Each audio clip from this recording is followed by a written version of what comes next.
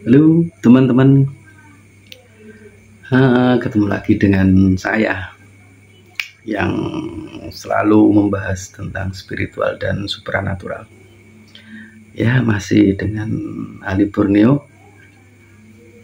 Kali ini kita akan bercerita tentang tumbuh-tumbuhan yang memiliki energi. Ya, tumbuh-tumbuhan memiliki energi. Jadi untuk teman-teman yang nanti punya pengalaman atau punya sesuatu yang mau dijelaskan atau gimana, silahkan komen di bawah. Jangan lupa subscribe dan like-nya juga, ya kan? Jadi banyak tumbuhan, mungkin saya akan terlewat untuk bercerita karena banyak banget lah ya tumbuhan yang memiliki energi ini, ya kan? Dan mungkin untuk teman-teman juga bisa ini ya, bertanya atau mungkin masih bertanya dengan teman yang lain gitu kan, itu kira-kira benar enggak ya yang saya ceritakan ini. Ini yang pertama adalah pohon pisang. Pohon pisang ini biasanya gini, biasanya itu ditempati oleh esensi yang kita menyebutnya itu pocong biasanya ya. Di pocong ini menyukai energi yang ada di pohon pisang. Jadi ini salah satu contoh lah ya, ini. Saya pernah melewati jalan itu di Kalimantan. Saya kan tinggal di Kalimantan ya kan. Itu ada perkebunan pisang, ya kan. Pas saya melewati itu mungkin lepas maghrib, pas lewat situ ya kan. Itu memang pernah ternampak, tapi satu kali ternampak itu sesosok pocong itu di tepi jalan itu. Tapi jangan bayangin seperti ini ya, jangan bayangin ini ada jalan terus benar-benar di tepi, enggak. Jadi kalau di sini nih jalan itu di sampingnya itu biasanya masih ada tanah itu, mungkin ya kira-kira 3 meter 4 meter lah. Nah, di situ dia mepetnya di pohon pisang. Jadi bukan di tepi jalan tapi di dekat kebunnya itu tadi. Itu saya pernah ngalami itu, ternampak esensi pocong itu di situ. Ini ya. Tapi diam aja. Ya saya lewat aja. Ini ya. Ya kalau udah lewat gimana ini? Biasa aja saya lewat aja. Seperti itu. Tapi saya ternampak esensi pocong itu. Nah, untuk teman-teman ya mungkin yang dekat dengan perkebunan pisang atau mungkin banyak pisang di kebun itu ada enggak yang seperti itu gitu ya. Dan saya juga pernah bertanya di teman-teman yang lain, maksudnya gitu kan, benar nggak kalau misalkan pisang ini memiliki energi yang cocok dengan pocong gitu kan. Teman-teman bilang mungkin lah, soalnya saya juga sering ketemu pocong itu di dekat-dekat pohon pisang, bilang gitu kan. Terus saya bilang, nah kalau misalkan itu ya pocong yang ketemu di kuburan itu ya masa di pohon pisang loh. Wah, itu mungkin bisa jadi ini, bisa pohon bunga kamboja ya. Nah, itu pohon bunga kamboja itu juga memiliki energi untuk itu tadi, makro esensi astral itu tadi ya kan. Cuma ya mungkin lebih kompleks ya. Mungkin teman-teman ada yang bisa lebih menjelaskan lah perbedaan energi pohon pisang sama pohon bunga kamboja itu, bedanya di mana gitu ya. Tapi yang jelas dua pohon ini memiliki energi itu tadi untuk didiami sosok astral. Terus selanjutnya pohon beringin. Pohon beringin ini kebanyakannya ada yang mendiami. Bener enggak? Apalagi udah besar gitu kan, wah itu ya biasanya ada untuk pohon beringin. Pohon beringin ini mungkin udah terkenal dari zaman dahulu kala itu ya, paling sering didiami sosok-sosok astral atau esensi jin lah. ini ya, pohon beringin. Kemudian kita lari ke pembahasan apa lagi ya, bambu. Jadi bambu ini juga sering didiami oleh sosok astral gitu. Terlebih bambunya itu bambu apa yang besar, kemudian ada durinya tuh, prengori ya namanya kalau orang Jawa bilang ya. Bambu, pernah lihat ya teman-teman ya, bambu tapi bukan bambu petung, bambunya gede-gede, kemudian di cabang-cabangnya itu berduri. Bambu ori namanya kalau tidak salah, prengori kalau orang Jawa nyebutnya itu. Nah itu ya, itu juga sering didiami makhluk astral. Tapi sebenarnya secara keseluruhan ya, bambu itu ya memang memiliki energi itu.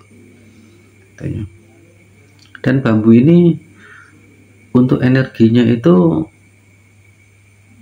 kalau di tahu ranting bambu ya, ranting bambu atau bambu yang dibelah-belah, kemudian seperti kita mau bikin layangan atau kita mau bikin joran pancing itu kalau misalkan dipukulkan itu sakit banget itu. Iya, sakit banget. Cuma sakitnya itu di bawah rotan. Pernah kena sabet rotan enggak? Saya dulu pernah kena sabet rotan itu waktu nonton apa ya, saya lupa itu waktu itu. Jadi saya nonton, kemudian dari keamanan itu ya mungkin, padahal saya ini termasuk tertib loh. Iya bener, saya ini termasuk tertib loh. Mungkin karena ya banyak penonton atau gimana gitu kan, terus disabet-sabet itu. Mikir. Saya kena sabet waktu itu. Perasaan saya tuh nyabetnya tuh ya ringan aja, cetek gitu, dan cuma sebesar ini lah rotannya itu. Tapi nyampe rumah itu tangan itu, wah sakitnya saya bilang gitu, sampai membekas itu. Memang dari rotan itu.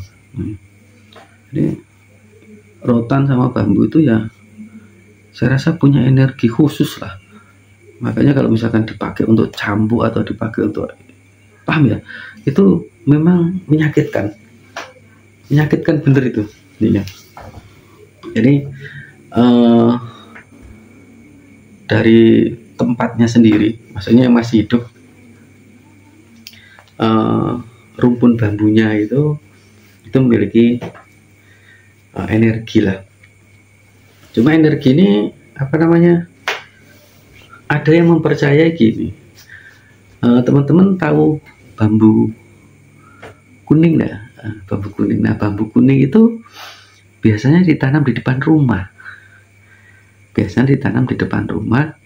Dan katanya itu membawa keberuntungan, dan katanya lagi bisa menolak bala, menolak energi negatif lah katanya. Ininya. Tapi saya kurang tahu lah ya. Tapi biasanya bambu itu ya ada yang nempatin.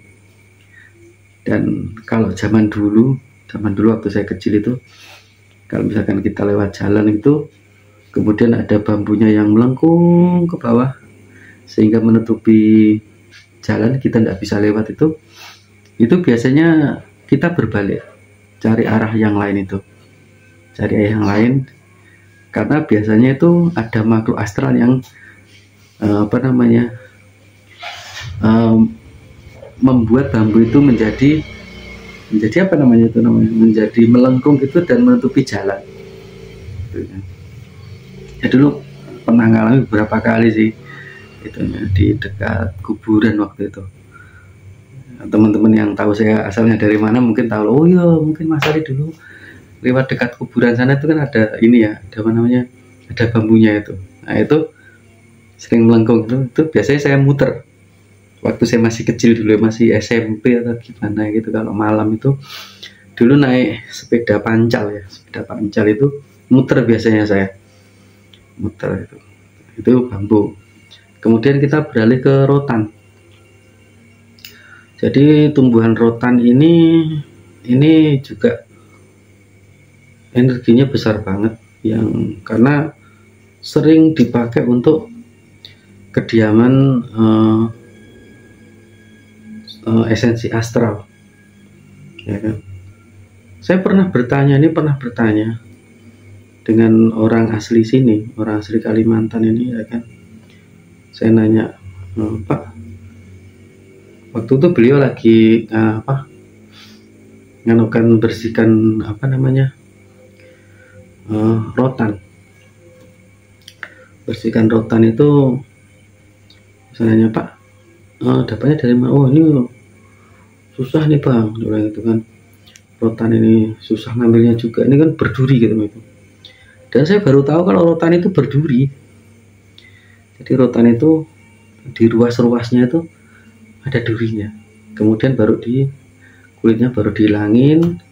Dan rotan itu kan merambat itu, panjang gitu. Nah, biasanya kalau hutan yang masih banyak rotannya itu masih angker atau masih wingit lah. Ini rotan. Dan rotan itu pun kalau misalkan sudah dipanen dan dipakai untuk cambuk ya, panjang ya segini lah, panjang segini, kemudian besarnya segini, terus yang biasa dipakai teman-teman keamanan untuk nertipin, biasanya ada konser apa gitu biasanya kan, itu kan sana itu kalau kena itu sakit, itu bener sakit. Kalau nggak percaya coba aja, yakin sakit itunya. Nah itu rotan. Dan saya juga mikir, kenapa ya hukuman cambuk di Malaysia itu memakai rotan? Ternyata ya sakit beneran itu. Kenapa kok nggak pakai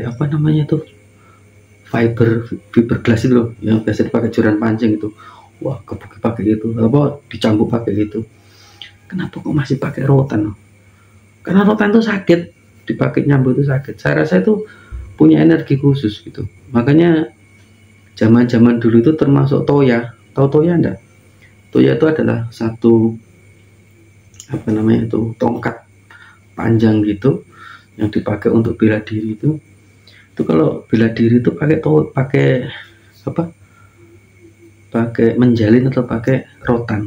Kalau orang Jawa bilang namanya menjalin, pakai rotan. Karena memang sakit beneran. Jadi kalau ngenain orang itu ya bisa sampai mungkin kena uratnya atau gimana, bisa sampai lumpuh itu menakutkan. Tapi kalau dari sisi rotan masih hidup itu biasanya didiami oleh sosok astral, tumbuhan rotan, ya kan. Jadi tadi kita bahas apa aja tuh? Bambu, rotan, pisang, bunga Kamboja, ya kan. Kemudian kita beralih ke bunga-bungaan itu kalau misalkan sampai besar itu biasanya bunga kandil ini satu suku ya, mungkin ya teman-teman ya, satu suku dengan bunga melati ya. Jadi dia kan hampir sama tuh, kandil sama melati itu. Kalau misalkan besar itu ya didiami sosok astral juga itu. Tapi kalau beringin ini dari kecil udah kebanyakannya udah ada. Tapi kalau bunga-bunga ini enggak, dia harus besar dulu lah. Bunga kandil atau bunga melati ini juga sering didiami oleh sosok astral. Nah, yang selanjutnya ini pohon ketapang. Tahu teman-teman pohon ketapang kan, yang daunnya rimbun itu, yang biasanya dipakai oleh teman-teman penghobi ikan itu untuk untuk mengobati atau membius ikan ya, saya kurang tahu itu. Biasanya direndam kemudian dipakai untuk ikan itu, mungkin ngobati jamur atau dipakai untuk membius, saya kurang tahu. Itu pokoknya kalau udah besar itu biasanya ada yang nunggu biasanya ini ya, pohon ketapang itu, karena banyak terjadi penampakan di pohon-pohon ketapang, ya kan. Iya. Cuma kalau di hutan ya pohonnya kan besar semua ya, maksudnya di dekat-dekat rumah kita lah ini ya. Jadi esensi astral ini menyukai beberapa energi dari beberapa pohon yang itu tadi. Mungkin bisa jadi karena frekuensinya sama, frekuensi yang ada pada tumbuhan itu dengan frekuensi esensi astralnya itu sama mungkin ya. Jadi teman-teman yang punya pohon lain lah, pohon lain yang mau dibahas itu silahkan di komen.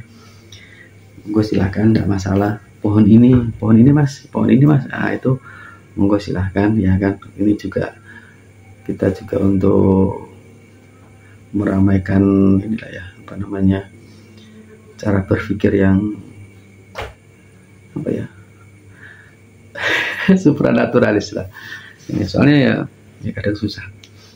Itulah, kembali lagi, supranaturalis dan spiritualis itu kan tidak kelihatan, tapi orang banyak menafikan. Padahal ya ketenangan itu juga tidak kelihatan, berpikir pun tidak kelihatan, ya kan? Sinyal HP pun tidak kelihatan. Ya benar enggak teman-teman?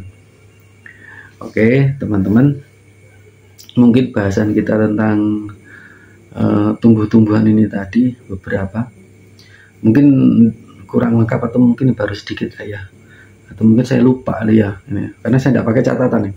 Kita cuma ingat-ingat itu aja, ya kan. Teman-teman, saya tunggu komennya juga. Jangan lupa subscribe, like and follow juga, ya kan. Terima kasih sudah mendengarkan cerita saya tentang energi pada tumbuhan dengan sosok astral itu tadi, ya kan. Akhir kata, salam rahayu, alhamdulillah, dan assalamualaikum warahmatullahi wabarakatuh.